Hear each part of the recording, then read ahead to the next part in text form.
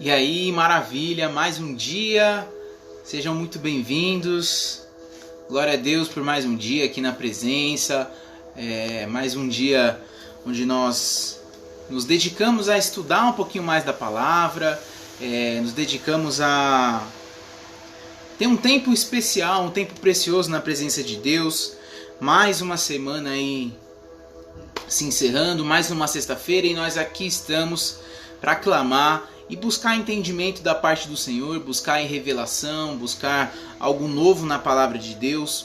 Quanto Deus tem falado conosco até aqui, o quanto Deus tem nos ensinado, nos ministrado, nos corrigido e também nos incentivado a romper, a ir mais longe, a buscar algo maior. O quanto Deus tem nos mostrado a sua graça, a sua misericórdia e a sua bondade e fidelidade com cada um de nós. Ontem nós chegamos ao capítulo 18 do livro de Êxodo. Nós vimos aqui o quanto Deus ele é poderoso. Nós vimos aqui um povo que, mesmo Deus os libertando, mesmo Deus fazendo maravilhas por eles, um povo que ainda se mostra muito ingrato, um povo que se mostra com atitudes muito questionáveis, um povo que se rebela e faz muitas contendas ainda contra Deus, um povo que vive debaixo de muita murmuração. Isso nós devemos ter muito cuidado para que não sejamos nós também essas pessoas. Em algum momento das nossas vidas, provavelmente a gente também esteve em posições como esse povo, de olhar muito mais as suas necessidades, as suas dificuldades, do que aquilo que o próprio Senhor já tem derramado sobre nós, do que aquilo que o próprio Senhor já tem nos abençoado. Então isso serve de alerta para cada um de nós, aonde estão os nossos olhos e como nós estamos enxergando, como nós estamos vislumbrando aquilo que o Senhor tem feito em nossas vidas. O capítulo 18 ontem terminou, o nosso estudo terminou com uma bela lição que Moisés recebeu e que também nos deu a respeito acerca de humildade, acerca de liderança, acerca de posicionamento. Ele recebe uma visita do seu sogro, um homem experiente, um homem que era sacerdote em uma outra cidade, um homem que vivia, entendia princípios espirituais, mas que não conhecia profundamente o Deus de Israel. Então ele conhece, ele fica sabendo os feitos do Senhor, ele se alegra, ele oferece junto aos sacerdotes de Israel um sacrifício, ele se prostra, em outras palavras é como se ele se convertesse, né? Trazendo para os nossos dias atuais, é como se ele se prostrasse, se convertesse a esse Deus, seguisse ele, visse que todos os outros deuses que eles acreditavam, as adorações e idolatrias que o povo tinha não eram nada perto do poder do nosso Deus. E aí ele dá grandes conselhos a Moisés acerca de liderança. Ele ensina a dividir o fardo, ele ensina a delegar, ele ensina sobre viver um reino de uma maneira leve. Muitas vezes nós assumimos fardos, nós assumimos posições de maneira errada e tornamos a nossa vida um fardo complicado demais. Então hoje nós vamos seguir o nosso plano de leitura, de estudo bíblico. Nós vamos hoje de Êxodo 19 até Êxodo 21. E antes de entrar na palavra, eu convido a você, vamos fazer uma oração? Senhor, em nome de Jesus, Pai, nós te agradecemos por mais essa semana, nós te agradecemos por tudo que o Senhor fez até aqui, Pai, nós te agradecemos pela sua provisão diária, nós te agradecemos pela saúde, te agradecemos pelos sims e pelos nãos que o Senhor tem nos dado, pelas correções e também pelo incentivo, pelo apoio, pelos sonhos, pelo discernimento que o Senhor tem dado a cada um de nós em nossas vidas, em nossas casas e principalmente na Tua Palavra, Senhor, em nome de Jesus. Eu te peço agora, Pai, vem com o Teu poder, vem com o Teu Espírito Santo, trazendo, Senhor, a revelação da Tua Palavra, trazendo a revelação da Tua vontade, trazendo a revelação das Tuas verdades, Pai, sobre nós. Nós precisamos caminhar, Senhor, diante do entendimento da Tua Palavra, e a Tua Palavra é a verdade que liberta, a Tua Palavra é a verdade que constrange, Pai, e nós desejamos ser constrangidos no Teu amor e na Tua Palavra. Espírito Santo, vem sobre nós em nome de Jesus, amém. Graças a Deus. Como é bom estudar da palavra, como é bom ter algo para nos alimentar espiritualmente. Então nós chegamos aqui em Êxodo capítulo 19. Deixa eu pegar minha Bíblia aqui. Vamos nessa? Vamos embarcar? Êxodo capítulo 19, nós chegamos aqui, nós vamos ver a trajetória, a continuação dessa trajetória. Nós vamos ver aqui Deus se revelando no Monte Sinai. Até então o povo sabia, Moisés era ali o contato direto, Moisés e Arão em algumas vezes, mas sempre Moisés era o contato direto que Deus tinha para entregar as suas mensagens, as suas direções para o povo. E olha o que acontece no capítulo 19. No dia em que se completaram 3 meses que os israelitas haviam saído do Egito, chegaram ao deserto do Sinai. E depois de saírem de Refidim, entraram no deserto do Sinai, e Israel acampou ali diante do monte. Agora, logo que Moisés subiu no monte para encontrar-se com Deus, versículo 3, e o Senhor o chamou ao monte dizendo: diga o seguinte aos descendentes de Jacó, declare aos israelitas: vocês viram o que fiz ao Egito e como os transportei sobre as asas de águias e os trouxe para junto de mim. Agora, versículo 5, se me obedecerem fielmente e guardarem a minha aliança, vocês serão o meu tesouro pessoal dentre todas as nações. Embora toda a terra seja minha, vocês serão para mim um reino de sacerdotes e uma nação santa. Deus então ele firma mais uma vez. Quantas e quantas vezes nós vimos Deus firmar uma aliança com o povo, firmar ali um compromisso, firmar um relacionamento marcante realmente com esse povo.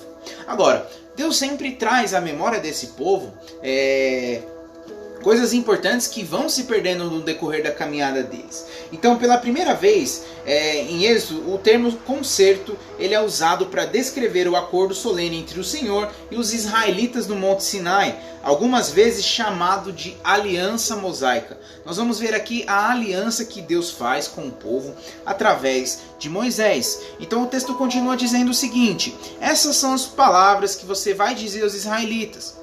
E aí Moisés volta, ele convoca as autoridades do povo e ele expôs tudo o que o Senhor havia dito a eles. Moisés ele convoca uma reunião solene. Nós vimos aqui que ele tinha recebido do seu sogro, ele tinha recebido de Jetro a instrução ali, o conselho de reunir um povo, de reunir autoridades, de reunir pessoas de confiança para ajudar ele a conduzir o povo nesse governo. Então ele chama essas autoridades, ele chama essas pessoas, ele faz uma reunião com cada um deles e ele começa a trazer as instruções que o Senhor dá.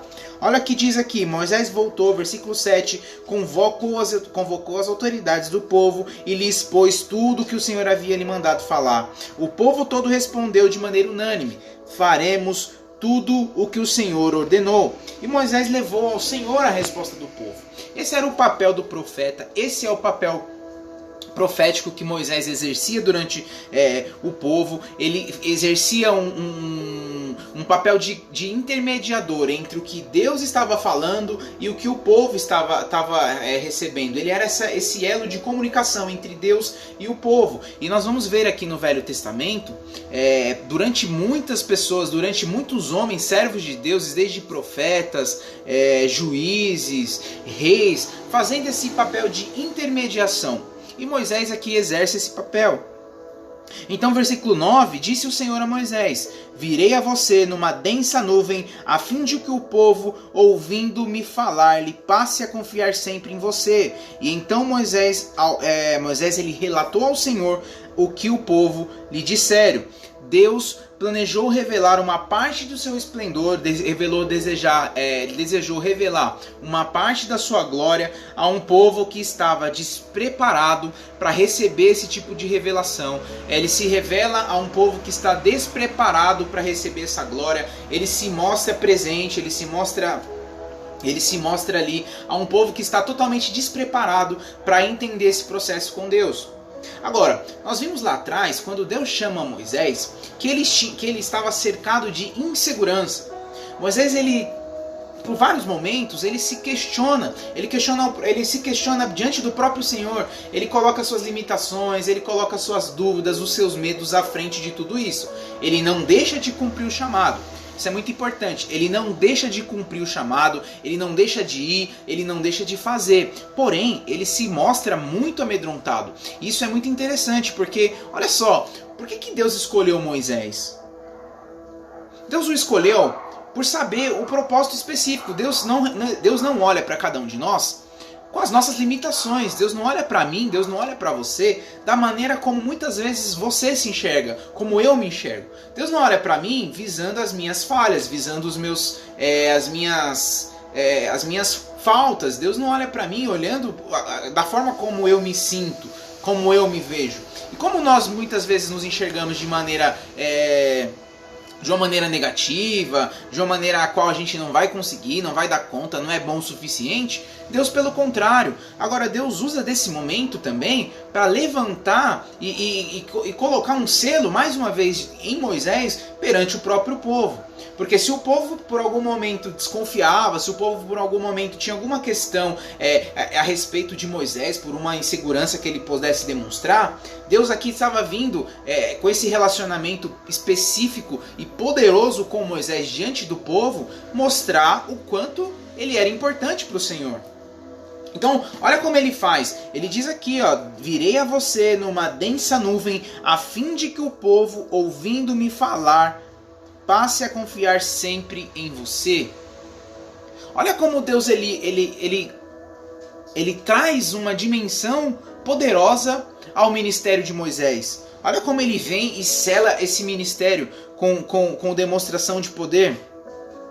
As pessoas elas seriam instruídas então de forma que estivessem preparadas para a visita do Deus vivo. Olha o que acontece aqui em seguida. Em seguida, versículo 10 diz que o Senhor ele chega a Moisés e ele começa a dizer: vá ao povo, consagre-se hoje e amanhã.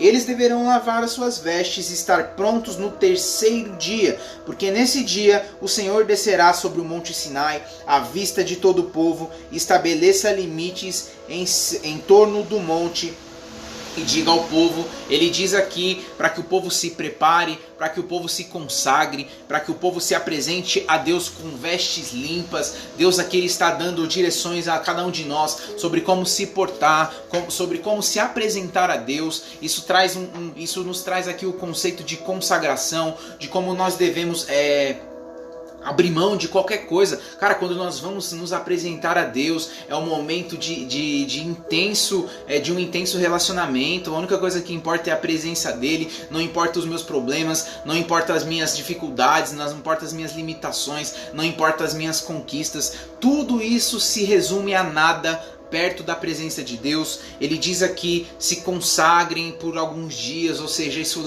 ele fala aqui a respeito de uma purificação, de uma limpeza da mente, de uma limpeza do coração, mas ele fala também a respeito das vestes. Limpem as suas vestes, lavem as suas vestes, eles devem estar prontos no terceiro dia, porque o Senhor descerá sobre o monte Sinai. Olha que coincidência, foi também no terceiro dia que Jesus ressuscita, que Jesus se revela novamente. Nós vimos aqui, nós podemos sempre trazer a menção do que foi a ressurreição e talvez o maior golpe da história aqui, o maior golpe que Deus contra o mal, contra os nossos inimigos, que é a ressurreição, vencer a morte. Jesus ressuscita ao terceiro dia. Aqui nós podemos ver que há um tempo específico da visitação do Senhor. E aí ele diz no versículo 12, ele faz uma ordem para que Moisés estabeleça limites no povo. Estabeleça limites em torno do monte e diga ao povo: tenham o cuidado de não subir ao monte e de não tocar na sua base. Quem tocar no monte certamente será morto, será apedrejado ou morto a flechadas. Ninguém deverá tocá-lo com a mão, seja homem, animal, não viverá. Somente quando a corneta soar um toque longo, eles poderão subir ao monte. Ou seja, Deus está estabelecendo limites para esse povo. Ninguém podia chegar perto de onde o Todo-Poderoso e o profeta aqui, a figura de Moisés, eles tinham um lugar separado para eles. Era um lugar que muitas vezes até mesmo os sacerdotes não tinham acesso. Era um lugar extremo de visitação somente a Deus e Moisés. Algumas poucas vezes nós vamos ver Arão, nós vamos ver alguns outros sacerdotes se aproximando desse lugar, se achegando nesse lugar, mas sempre um lugar limitado ao relacionamento dele e de Moisés. E ele continua dizendo: tendo Moisés descido do monte, ele pede para que o povo se consagre, e eles fazem isso, eles se consagram, eles lavam suas vestes. E aí ele diz ao povo: preparem-se para o terceiro dia, e até lá não se acheguem à mulher. As relações sexuais, elas também estavam proibidas aqui nesse período, durante esses 3 dias. Eles entendiam que isso tornariam esse momento impureza, afinal o coração deles não estariam voltados ao Senhor totalmente. O coração deles estariam ali, por algum momento, se dispersando do momento de visitação do Senhor. Então, por esse período, por esse momento, ele fala a respeito disso, para que não viessem a se perder nisso. E aí ele continua dizendo que ao amanhecer, então houve o acampamento, eles receberam então a visitação de Deus. A aparição do Senhor, ela foi um acontecimento espetacular, envolveu trovões, relâmpagos, a espessa nuvem. Nós vimos isso aqui acontecendo no versículo 16, vai contar, versículos 16 e 17, sobre essa aparição de Deus, com relâmpagos, nuvens, trovões. O deus cananeu Baal, ele estava sempre associado a esses elementos naquela época. Então causa isso, muitas vezes poderia ter causado confusões à mente desse povo, que até então, por mais que reconhecesse a grandeza do Deus de Israel, também tinha grandes laços de idolatria a esses deuses. Nós vimos lá atrás que quando Deus começa a trazer as primeiras pragas, os magos, os feiticeiros da época também traziam uma forma de combate a isso.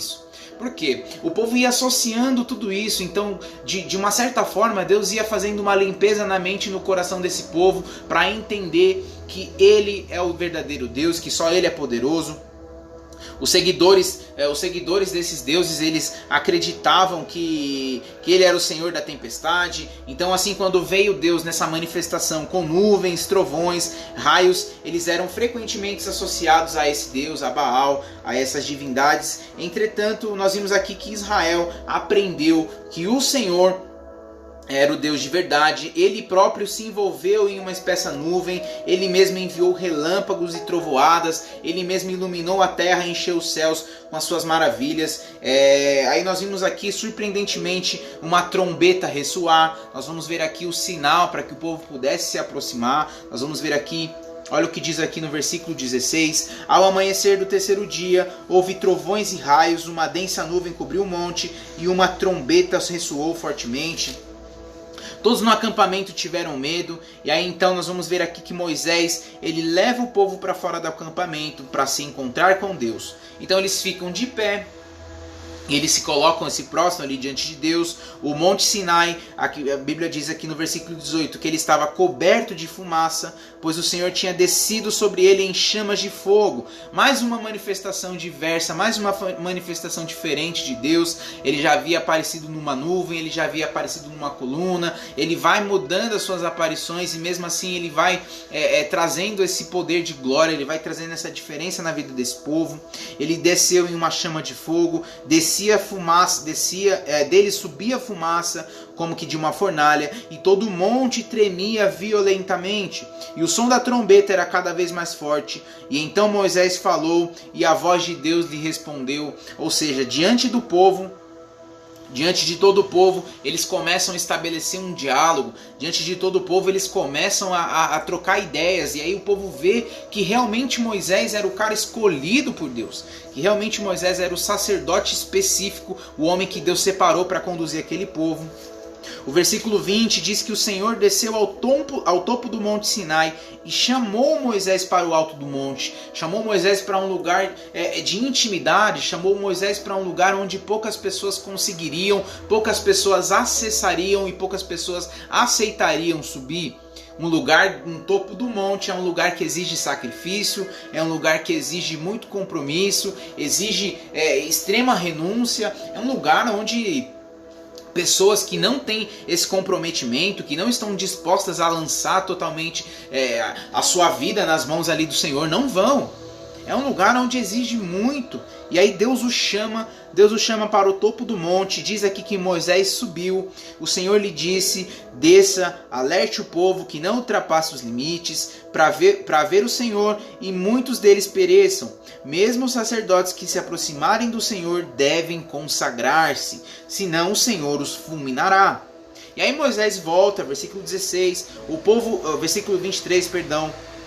Moisés disse ao Senhor: o povo não pode subir ao monte Sinai, pois tu mesmo nos avisaste, estabeleça um limite em torno do monte.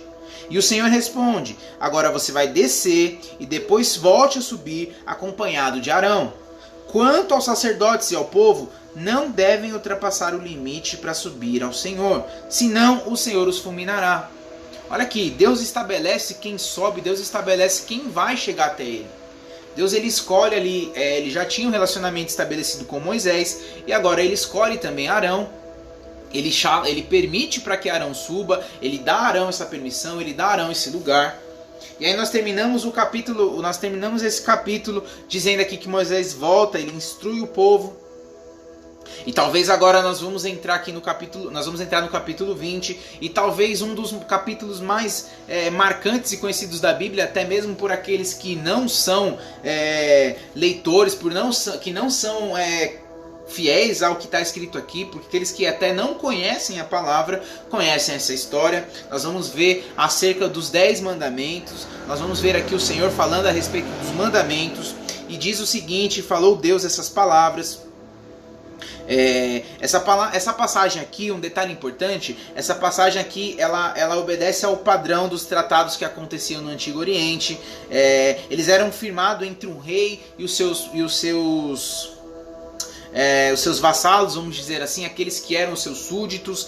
O grande rei ele apresenta aos seus servos, os israelitas, o próprio Deus, o nosso rei, o rei dos reis, Senhor dos senhores. Ele vai apresentar ao povo israelita os deveres e as obrigações da aliança que ele estabeleceu com eles. Não existe um rei, não existe uma civilização, não existe um povo que não siga um caminho, que não siga uma ordem, que não siga um modelo. Então esse povo foi liberto da escravidão no Egito, mas ainda vivia como se fosse escravo, tinha comportamento de escravo, porque basicamente seguiam os costumes e as leis que eles tinham lá do Egito. Então agora Deus está chamando Moisés e Arão para estabelecer diante deles as leis que vão permear a constituição do povo de Deus, do povo de Israel. Então nós vamos entrar num período aqui que vamos falar acerca de muitas leis, nós vamos entrar num período, vamos falar acerca de muitas ordenanças, de muitas orientações de Deus ao povo dele. E olha o que ele diz aqui. Versículo 2: eu sou o Senhor, o teu Deus, que te tirou do Egito, da terra da escravidão. Então ele começa a falar acerca das leis. A primeira lei delas: não terá outros deuses além de mim.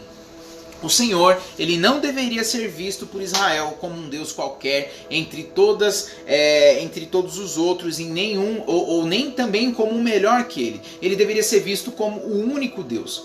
Vale lembrar que era um povo que vivia de muita idolatria, vivia com muitas crenças misturadas, povos que iam se misturando, casando com pessoas e tribos de outros lugares, iam trazendo os costumes, e eles viviam em muita idolatria, viviam acreditando em muitos deuses e muitas crenças, e agora Deus está como uma primeira ordenança, como a primícia das leis do povo. Deus estabelece que não deve ter outro tipo de adoração, não deve ter outro tipo de divindade no meio do povo, a não ser o próprio Deus, o próprio Senhor dos senhores, o Deus de Israel.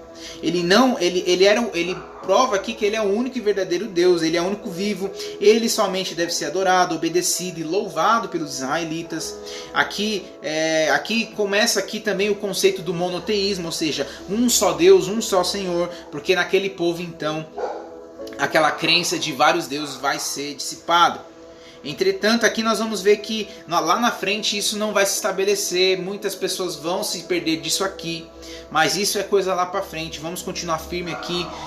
A segunda lei que ele manda, a segunda lei dos 10 mandamentos é: não farás para ti nenhum ídolo, nenhuma imagem de qualquer coisa no céu, ou debaixo da terra, não te prostrará diante deles, nem lhes prestará culto, porque eu, Senhor, o teu Deus, sou teu Deus zeloso, castigo os filhos pelos pecados de seus pais até a terceira e quarta geração daqueles que me desprezam, mas trato com bondade até 1000 gerações aos que amam e obedecem os meus mandamentos. Então ele está expressando aqui, não vamos ter outros deuses, não, isso não pode acontecer de hipótese alguma. O segundo mandamento, ele fala aqui acerca de não fazer imagens. Ele continua falando aqui indiretamente acerca de adoração e idolatria. O terceiro mandamento, versículo 7, diz o seguinte: não tomarás em vão o nome do Senhor, o teu Deus, pois o Senhor não deixará impune quem tomar o seu nome em vão. A revelação do nome do Senhor, a revelação do nome de Deus, ela transmite um risco. Se este for usado de qualquer forma entre as pessoas, há a probabilidade de que não seja proferido no contexto de reverência, que não seja proferido num contexto de admirar e de reconhecer a grandeza do próprio Deus. Não se deve falar o nome de Deus em vão. Eu cresci ouvindo isso, mesmo não sendo de uma família, mesmo não crescendo em um lar cristão, eu cresci ouvindo isso. Cara, não fala do nome de Deus em vão. Isso é uma coisa que todas as pessoas deveriam saber, né? Todas as pessoas em algum momento já ouviram falar a respeito disso. Não se fala o nome de Deus em vão. O uso do nome de Deus, ele envolve torná-lo trivial e insignificante, possibilitar sua utilização em ofertas de propósitos malignos. Ao entoá-lo dessa maneira, então você acaba violando o caráter de Deus, você acaba violando a sua finalidade. E essa daqui, principalmente, violar o caráter do nome do Senhor e do caráter do próprio Senhor, era uma das formas como os sacerdotes das religiões falsas, eles usavam para trazer outras pessoas e fazer crenças em nome de outros deuses. E por fim, também, utilizá-lo de maneira imprudente nas suas adorações. Isso, então, deve ser o grande cuidado ao usar o nome de Deus em vão. Tome cuidado, muitas pessoas sofrem e pagam grandes preços por isso. Então nós vamos entrar aqui no quarto mandamento, no versículo 8 ao versículo 11, vai falar a respeito do quarto mandamento. Lembra-te do dia de sábado para santificá-lo. Trabalhará 6 dias e nele fará todos os seus trabalhos. Mas o sétimo é o dia dedicado ao Senhor, o teu Deus. Neste dia não farás trabalho algum, nem tu, nem teus filhos, teus servos, tuas servas, nem teus animais. Ou seja, nada que pertença a você, nada que te envolva, vai fazer trabalhos, vai fazer menção de qualquer coisa no sétimo dia, porque o sétimo dia é o dia separado somente ao Senhor, é um dia de consagração, é um dia de estar... É um dia onde eles faziam a leitura da lei, é um dia onde eles refletiam, era um dia onde eles tiravam para adorar o Senhor. Então, ele termina aqui, o versículo 11 dizendo: pois em 6 dias fez o Senhor os céus e a terra, o mar e tudo que nele existe, mas no sétimo descansou. Portanto, o Senhor abençoou o sétimo dia e o santificou. Então, se Deus ele faz dessa forma, devemos nós também.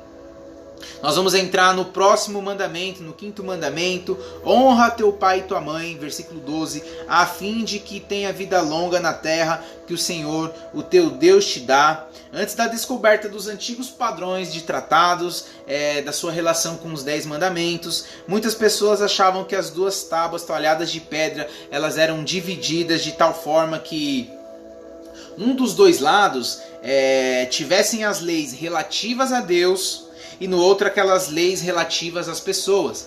Eles entendiam que 5 leis tratavam diretamente a leis específicas e referências ao próprio Deus de maneira direta, e outras leis tratavam diretamente com as pessoas. Ou seja, eles criam nessa divisão de 5 regras, eles tratavam esse padrão. Então, usando essa lógica, o quinto mandamento descrito nesse versículo, ele já começaria na segunda tábua. Entretanto, se você for analisar friamente, seguindo o nosso entendimento aqui a respeito disso, né, acerca dos tratados primitivos, provavelmente cada uma das tábuas ela contivesse todos os 10 mandamentos, ela tivesse ali o sentido completo de tudo, que as coisas vão se completando.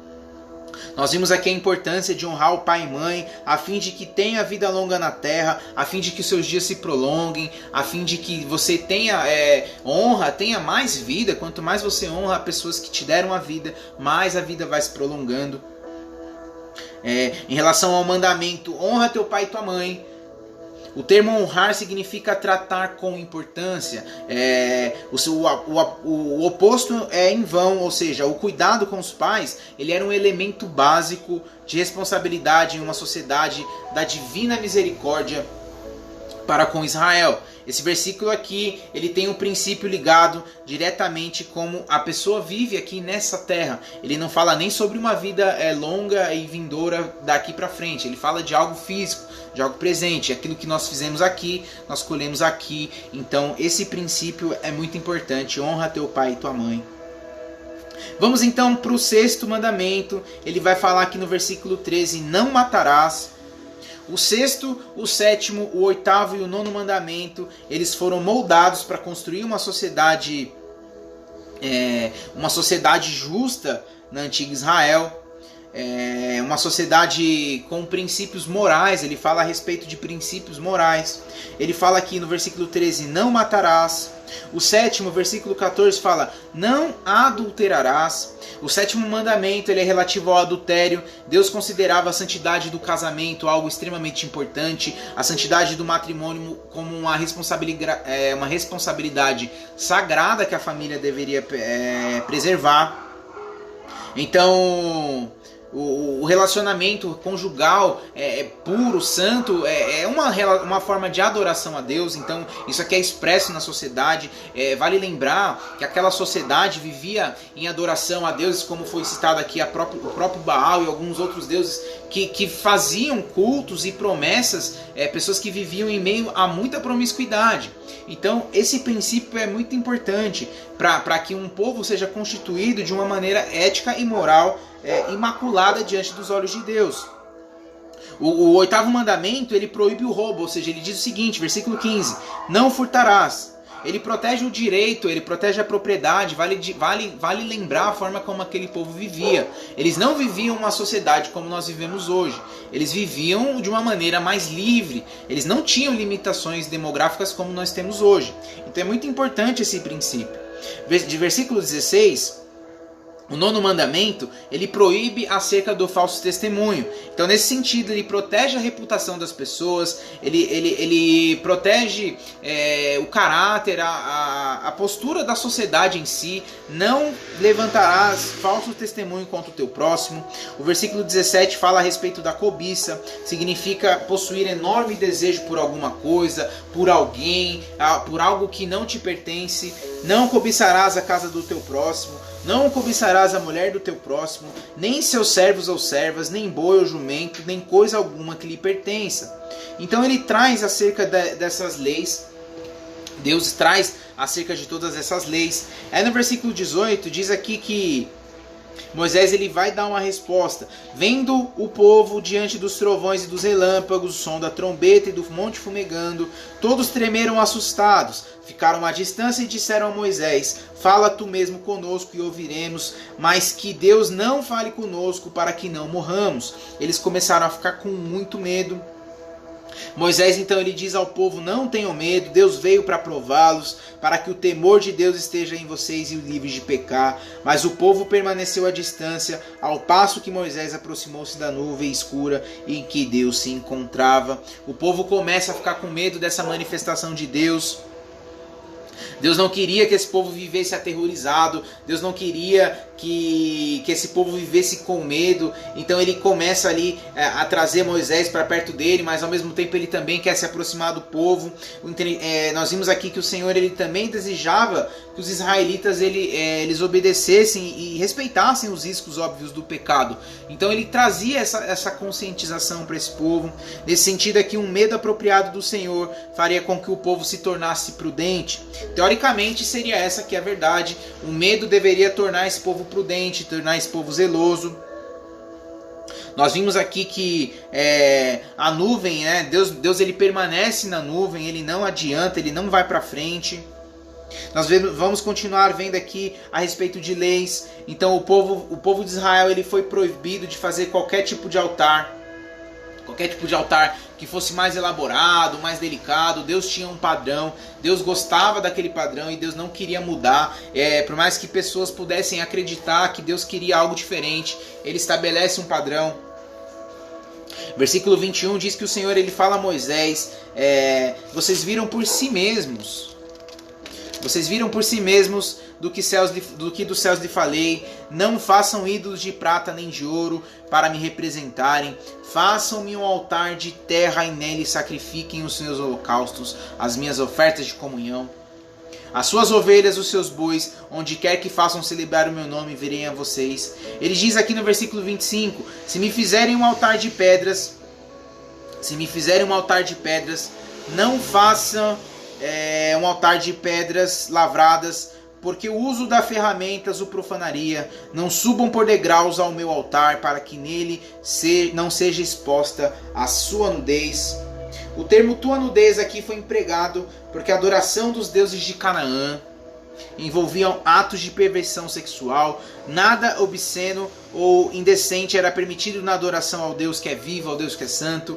Vale lembrar que aos deuses de Canaã, quando nós falamos desses deuses, nós estamos falando de Baal e de alguns outros deuses. Nós vimos lá atrás, na própria história de Judá e Tamar, que o povo cananeu que adorava esses deuses tinham inclusive as suas prostitutas cultuais, ou seja, os cultos a esses deuses envolviam atos sexuais, envolviam coisas que eram perversas aos olhos de Deus. E que então ele falava, se me fizerem um altar de pedras, não façam com pedras lavadas. Ele diz aqui no versículo 26, não subam por degraus ao meu altar, para que não lhe seja expostas a sua nudez. Ou seja, Deus tem um padrão, Deus está purificando o seu povo, está trazendo o conceito de santidade, está trazendo a eles um novo jeito de viver. Agora eles têm regras, agora eles têm uma lei, agora Deus está derramando sobre esse povo muito mais do que uma identidade.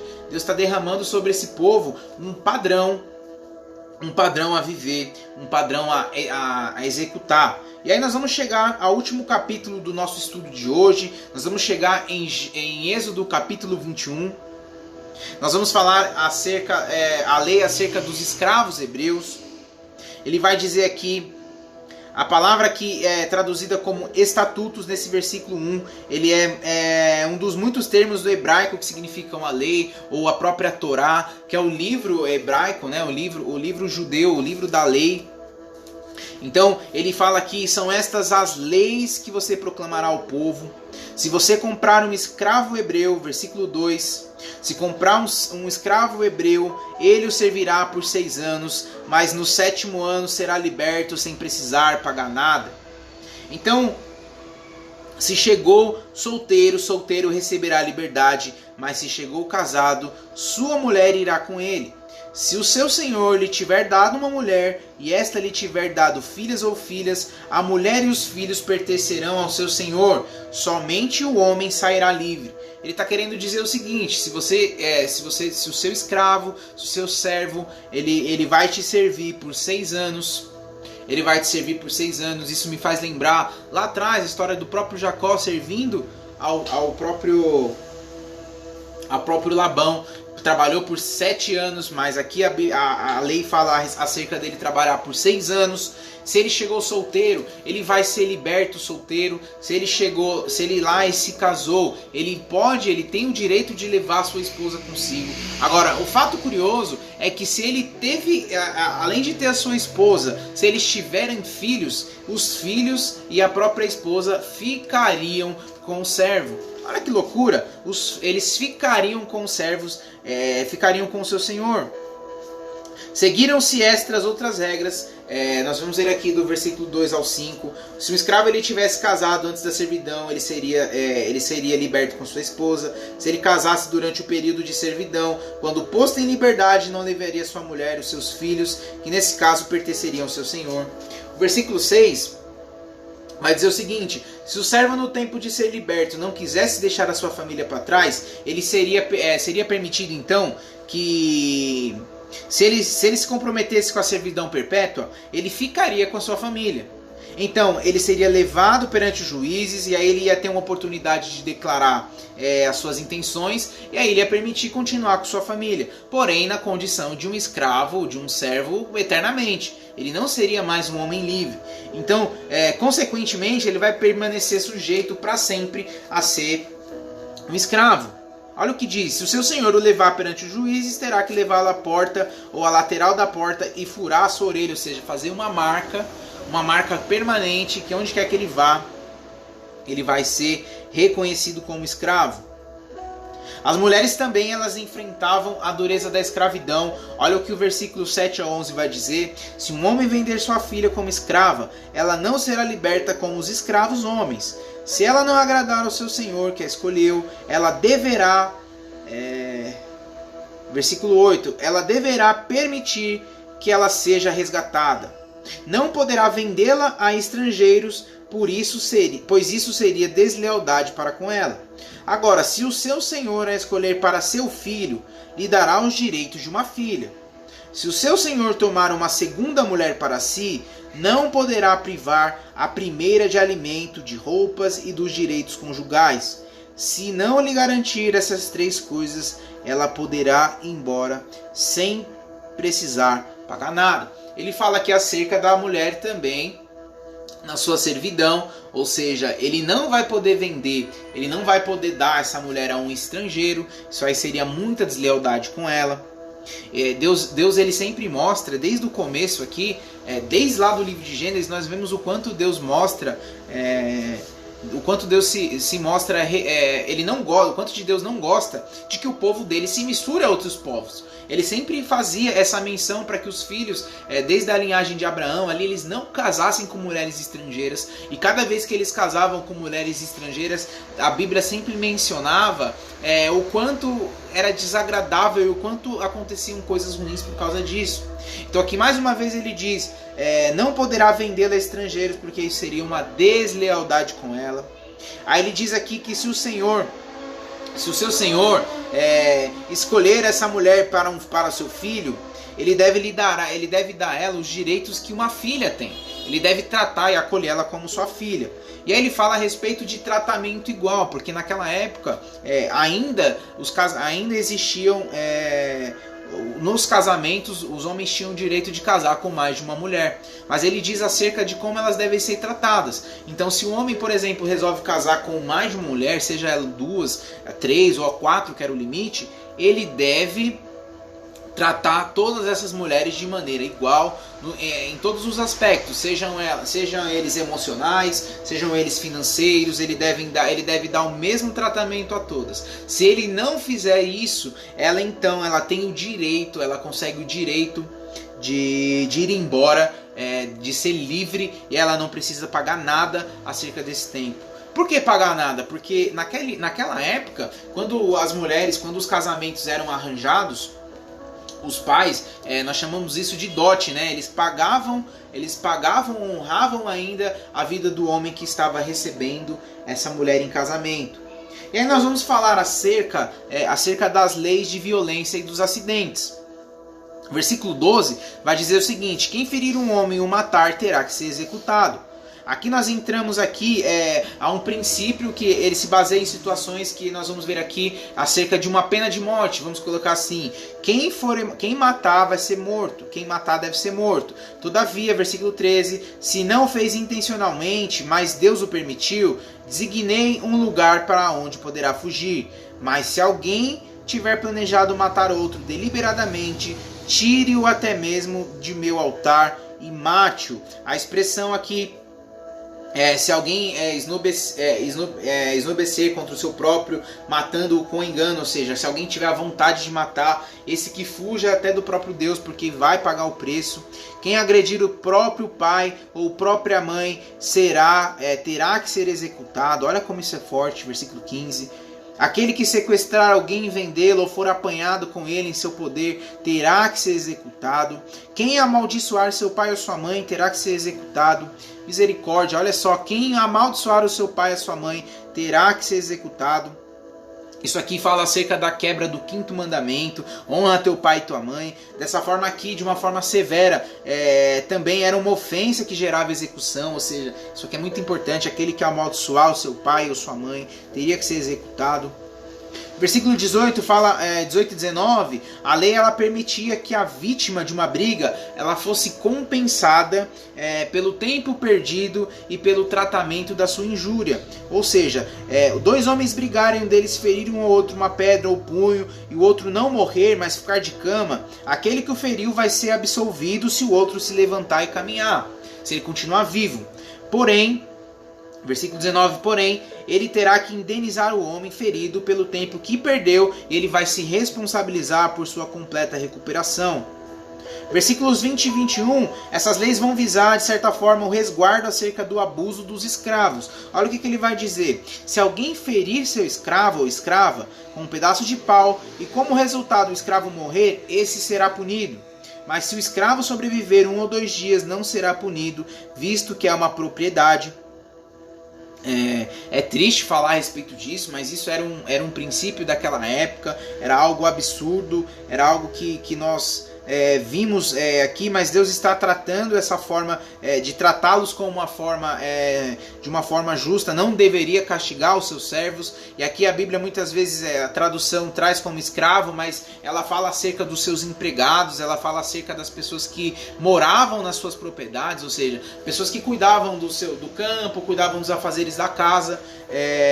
Não é um termo que infelizmente foi sendo deplorado, a escravidão como um castigo. Deus está mostrando isso aqui, não era um castigo, eram pessoas que trabalhavam, ou seja, os seus trabalhadores, seus funcionários. As traduções vêm da palavra e traz isso como um escravo.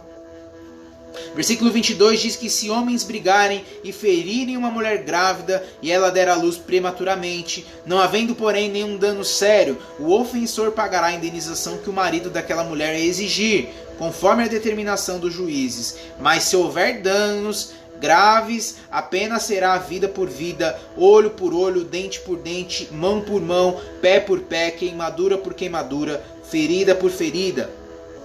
Olho por olho, dente por dente. Quantas pessoas talvez nunca leram essa passagem, mas já ouviram essa expressão, já ouviram esse ditado. Aqui nós vimos aqui um princípio de aquilo que se faz, aqui se faz, aqui se paga. Ou seja, se o homem fizesse mal a uma mulher grávida, ele pagaria o preço, principalmente que causasse esse filho. Se alguém ferir o escravo, versículo 26, ou sua escrava, e o olho cegar, terá que libertar o escravo como compensação de olho, libertar esse servo. Se quebrar um dente de um servo ou de uma serva, terá que libertar esse servo como compensação pelo dente. E aí ele vai falando acerca dessas leis. Ele diz aqui acerca dos animais, ou seja, se um boi, por exemplo, ou um homem ou uma mulher, causando-lhe a morte, o boi terá que ser apedrejado até a morte, e a sua carne não poderá ser comida. Ele diz aqui no versículo 28. Ele começa a trazer as leis para um princípio de convivência aqui. As pessoas tinham seus gados, os seus convívios ali, viviam em grandes espaços, muitas vezes acabavam fugindo. Os pastores não conseguiam cuidar de tudo isso. Então havia uma punição se o seu animal, se o seu boi, enfim, se ele viesse a ferir uma outra pessoa, se ele viesse a matar alguém, ele pagaria com a própria morte, ele teria que ser apedrejado e a carne dele não deveria ser consumida. Ele vai falando aqui acerca dessas expressões. O versículo 28 a 32 ele vai dizer o seguinte: todavia o boi que costumava chifrar o dono ainda tinha alertado, ainda que alertado não o manteve preso, ou seja, um dono que foi displicente, o boi seria apedrejado e o dono também seria morto. Ou seja, se o boi der o trabalho, o animal matou alguém por displicência do dono, esse também seria morto. No versículo 33 diz que se alguém abrir ou deixar aberta uma cisterna, não tendo cuidado de tampá-la, ou um jumento e um boi caem nela, o dono da cisterna vai ter que pagar o prejuízo, indenizando o dono do animal, e ainda vai ter que ficar com o prejuízo do animal morto. Agora no 35 diz que se o boi de alguém ferir o boi de outro e o matar, venderão o boi vivo e dividirão em partes iguais, tanto o valor do boi vivo como do animal morto. Contudo, se o boi costumava chifrar, ou seja, se o dono não cuidava, se o dono era displicente, ele vai ter que pagar pelo preço do boi e ainda vai ficar com o boi que morreu, ou seja, ele vai ficar com o prejuízo total. Nós vimos aqui, a lei deu sentido a uma expressão que é muito usada em inglês, em português ela é traduzida como algo que depende de quem o boi é chifrado. Acredita-se que esse aqui foi mais um caso levado a julgamento, tudo era levado a julgamento. Moisés estabelece ali os princípios de sociedade, leva tudo a julgamento, então ele começa a trazer as leis. Chegamos ao final de mais um dia, dos nossos estudos. Estamos avançando na palavra, estamos avançando nos estudos aqui. Deus está liberando ordens, Deus está liberando um contexto social para esse povo. Deus está ensinando princípios, Deus está mudando as estruturas desse povo. E Deus também vai fazer isso conosco. Deus quer mudar as nossas estruturas, Deus quer mudar a constituição da nossa forma de viver. Então, continue firme na palavra. Amanhã vai ter mais vídeo, amanhã tem mais estudo. Amanhã nós vamos ler mais alguns capítulos. Vamos continuar estudando aquilo que Deus está construindo e constituindo com o seu povo. E chega isso até nós, tá bom? Deus abençoe vocês. Uma ótima sexta-feira. Tamo junto. Deus abençoe. Fiquem na paz e com o amor de Cristo.